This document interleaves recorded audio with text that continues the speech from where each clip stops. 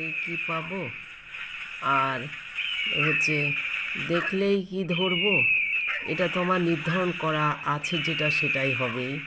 দেখুন, খাবারের সন্ধানের চারিদিকে যখন আমি দেখছি, তখন মানে হতাশা, ব্যর্থতা আর গ্লানিয়ে হাঁটছি, কারণ কোথাও খাবার দেখছি না। আমার যদি রিজিকে না থাকে আমি পাবো কোথায়? শুধু দেখবো, ঘুরবো আর চেয়ে থাকবো। রিজিক খুঁজতে এসে আমি নিজেই কারো রিজিক না হয়ে যায়। যেটা নির্ধারণ সেটা খণ্ডন ক্ষমতা কারণ নেই। দেখেন, আমি পানি খেতে আসলাম আর তখনই আমি সিংহা কুমির দ্বারা আক্রমণ হলাম। দেখুন আমি কিভাবে এত বড় একটা রিজিকের সন্ধান পেলাম। কে এখানে আমার জন্য রেখে দিছে, কারণ এটাই আমার জন্য নির্ধারণ, তাই আমি পেলাম। আমি সারা সাগর খুঁজেও পেতাম না যদি আমার রিজিকে না থাকতো। আমি সবসময় বিশ্বাস করি রিজিকের মালিক আল্লাহ এবং তিনিই দিতে পারে। দেখুন, চাইলে মনে হলো যে অনেক বড় একটা রিজিক পেলাম।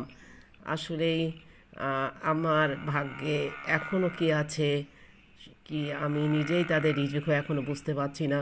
তারা সবাই দলবদ্ধভাবে আসছে আর সিংহটি চেষ্টা করছে যে যেমনে হোক সে মহিষটাকে ধরবে এবং বড় একটা খাবারের সন্ধান সে পাবে। কিন্তু আসলে দেখা যাক যে তার যদি দেখেন সে কিন্তু পারল না, উপরন্ত সে বাঁচানোর পথ খুঁজে চলে গেল। তো এভাবেই শুধু দেখে যেতে হবে, চাইলেও হবে না, ধরলেও হবে না, আবার পেরেও হবে না, যদি ভাগ্যে না থাকে।